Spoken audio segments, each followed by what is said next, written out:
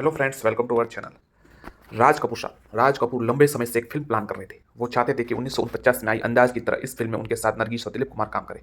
ये late 50s की बात है, मगर अब इन तीनों एक्टर्स का आपसी इक्वेशन बदल चुका था। नरगिस अब राज कपूर के साथ नहीं थी। रिपोर्ट्स के मुताबिक दिलीप कुमार इस फिल्म को काम करने को तैयार हो गए, मगर उनकी एक शर्त थी। शर्त यह है कि फिल्म के फाइनल कट की एडिटिंग उनके हिसाब से होगी। एडिटिंग फिल्म मेकिंग के लिहाज से बड़ा प्रोसेस जरूर होता है।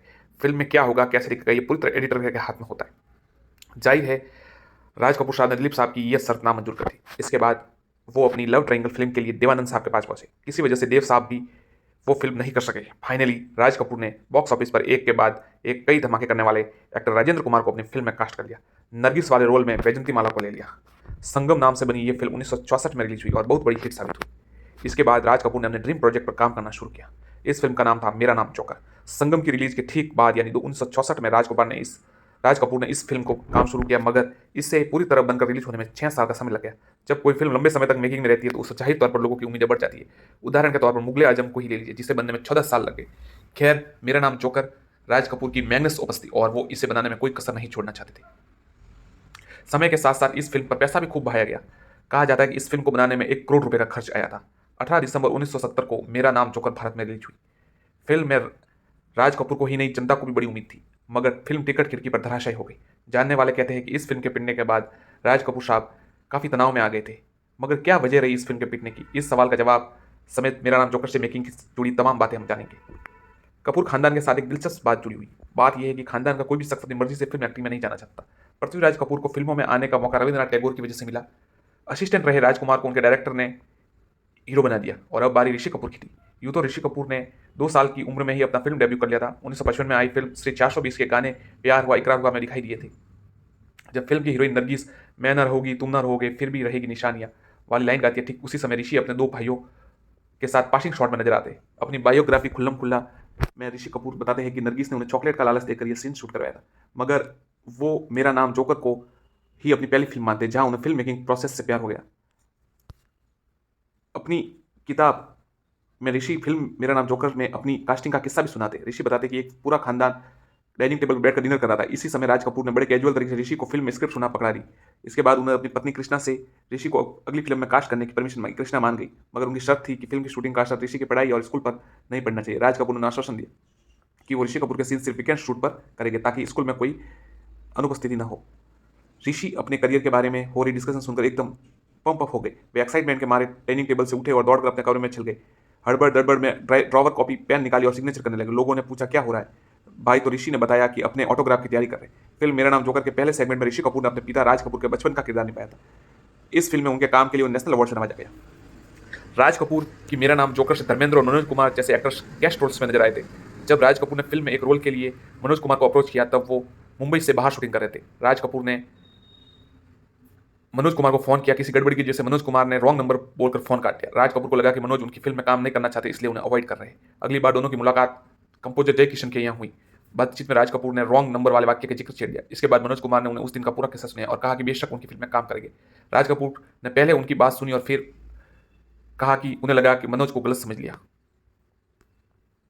जब मनोज कुमार ने राइटर के अब्बास के लिखे डायलॉग्स बोलने से इनकार कर दिया, तो राज कपूर ने उन्हें अपने डायलॉग्स खुद लिखने की परमिशन दी। जब मनोज कुमार ने कहा कि अपना लिखा डायलॉग राज कपूर को दिखाया, तो वो इंप्रेस हो गए। उन्होंने वही डायलॉग्स फिल्म में इस्तेमाल किए। फिल्म में दूसरे कैमियो के लिए राज कपूर ने राजकुमार से बातचीत शुरू की। राजकुमार ने सीधे उस रोल को करने से मना कर दिया। उनका कहना था कि धर्मेंद्र और मनोज कुमार की तरह ऐसा वैसा गेस्ट रोल नहीं करना चाहते। इस चीज से राज कपूर छिड़ गए। दोनों के आपस में तू मैं होने लगी। बात इतनी बढ़ गई कि राजकुमार ने यह कह दिया कि वो उनसे काम मांगने नहीं आए थे, राज कपूर अपनी जरूरत के लिए उनके पास आए थे। इन दोनों के बीच कटुता बढ़ गई। राज कपूर ने इसका बदला लेते हुए अपनी फिल्म के गाने कहता है जोकर सारा जमाना में राजकुमार के डुप्लीकेट को कास्ट कर दिया। यह एक तरह से राजकुमार को बताने के लिए ही था। मेरा नाम जोकर को पीटने के पीछे की मुख्य वजह उसकी लंबाई बताई जा रही है। शुरुआत में इस फिल्म की लंबाई 5 घंटे से ज्यादा थी। काट छाट के बाद इसकी लंबाई 255 मिनट यानी 4 घंटे 15 मिनट पर आकर रुक गई। मगर राज कपूर की पिछली फिल्म संगम की लंबाई 3 घंटे 44 मिनट थी और वह बहुत बड़ी हिट साबित हुई थी। उसी फिल्म से राज साहब को दोबारा इतनी लंबी फिल्म बनाने का बल मिल गया। भारतीय सिनेमा इतिहास में 2 ही ऐसी फिल्में हैं जिसमें 2 इंटरवल है, पहली संगम और दूसरी मेरा नाम जोकर। टिकट खिड़की पर मेरा नाम जोकर के न चल पाने की एक वजह उसकी फिलोसॉफिकल अंडरटोन भी बताई जाती है, जो तब आम जनता की समझ में नहीं आई। मेरा नाम जोकर को यह कहकर प्रमोट किया गया था कि यह फिल्म राज कपूर की जिंदगी से प्रेरित है, और फिल्म प्रेरित थी, मगर बड़े अप्रत्यक्ष तरीके से। पब्लिक को वो बात पसंद नहीं आई। तीन अधूरी प्रेम कहानियों की मदद से राज कपूर ये समझाने की कोशिश कर रहे हैं कि जोकर किसी एक व्यक्ति को होकर नहीं रह सकता और वो जनता का है। ये कहीं ना कहीं उनकी खुद की लाइफ से जुड़ी फिलोसॉफी थी, मगर उनकी ये बात जनता समझ नहीं पाई। फिल्म ये कहना चाहती थी कि चाहे जोकर की लाइफ में तमाम मुश्किलें, मगर जो भी कुछ करता है लोगों को के लिए करता है। पब्लिक को ये लगा कि फिल्म का नाम मेरा नाम जोकर, मगर उन्हें देखकर हंसी नहीं आई, इसलिए कहा गया कि मेरा नाम जोकर अपने समय के आगे की फिल्म थी। और वो बात सही भी निकली। अपने दौर में ये फिल्म फ्लॉप रही, मगर बीतते समय के साथ फॉलोइंग में भारी इजाफा हुआ। अब यानी 50 साल बाद इसे हिंदी सिनेमा की क्लासिक में गिना जाता है। वर्ड ऑफ माउथ फिल्म के खिलाफ चली गई।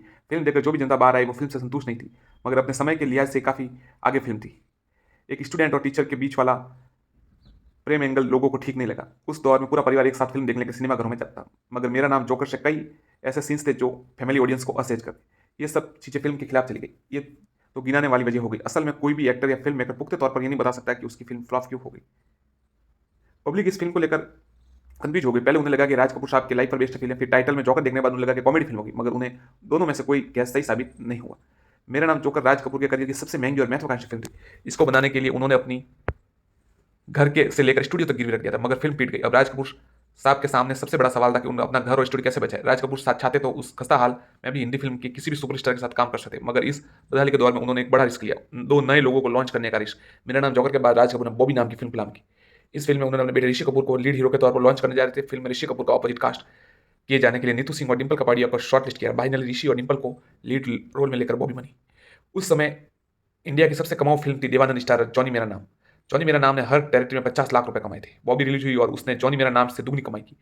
टीन रोमांस बॉबी इंडिया में ब्लॉकबस्टर साबित हुई और इस फिल्म से असल मायनों में राज कपूर साहब की आर्थिक समस्याएं दूर कर दी।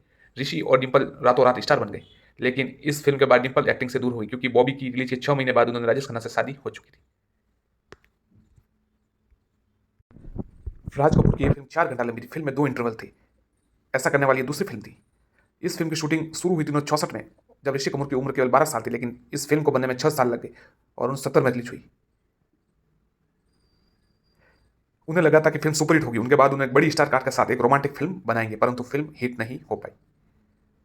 राज कपूर साहब मेरा नाम जोकर के 3 पार्ट बनाना चाहते थे। यही कारण था कि उन्होंने पहले पार्ट की एंडिंग ओपन रखी थी, जिसके बाद आगे सीक्वल बनाने में दिक्कत न हो। पार्ट 2 में शर्मिला टैगोर और साधना को कास्ट करना चाहते थे, लेकिन सीक्वल डिब्बा बंद हो गया।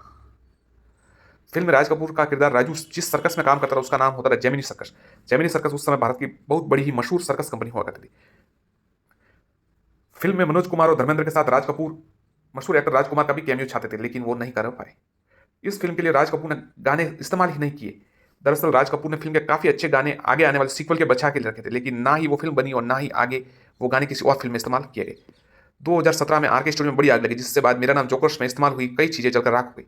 इसमें राज कपूर का जोकर कॉस्ट्यूम और जोकर मास्क भी शामिल था। दिल्ली का मशहूर रीगल सिनेमा 2017 में बंद हो गया। इस सिनेमा ने आर के बैनर की कई फिल्मों का प्रीमियर किया था, इसलिए बंद होने से पहले फैंस की गुजारिश पर इस थिएटर में आखिरी 2 फिल्में शो आर के बैनर की फिल्म के चलाई गई थी। ये 2 फिल्में थी संगम और मेरा नाम जोकर। लता मंगेशकर ने राज कपूर की सभी फिल्मों में अपनी आवाज़ दी। हालांकि मेरा नाम जोकर एकमात्र ऐसी फिल्म है जिसमें उन्होंने एक भी गाना नहीं गाया। इसके बजाय लता की छोटी बहन आशा भोसले ने महिला भूमिकाओं के लिए गीत गाया और ये सफल भी साबित हुआ। साउंड ट्रैक अब राजकुमार के सबसे यादगार साउंड ट्रैक्स में से एक माना जाता है। जीना यहाँ मरना यहाँ, अंग लग जा बलमा जैसे गानों को प्रतिष्ठित दर्जा दिया गया। राज कपूर साहब ने यह फिल्म बहुत ही मेहनत से और बहुत ही धैर्य के साथ बनाई थी, क्योंकि 6 साल कोई कम समय नहीं होता और इतनी पूंजी उन्होंने इसमें खर्च कर दी। फिर भी ये उस समय फिल्म असफल साबित हुई। कई बार जब हम परिश्रम करते तो उसी समय सफलता नहीं मिलती, पर बाद में ये भारतीय सिनेमा की महान फिल्मों में एक मानी गई और अब उसे क्लासिक का दर्जा शामिल है। और ऐसी फिल्म, ऐसी डायरेक्शन और ऐसा एक्टिंग देखने के लिए अब हम राज कपूर साहब को ही इंतजार कर सकते हैं, क्योंकि अब ऐसी फिल्म बनना संभव नहीं है।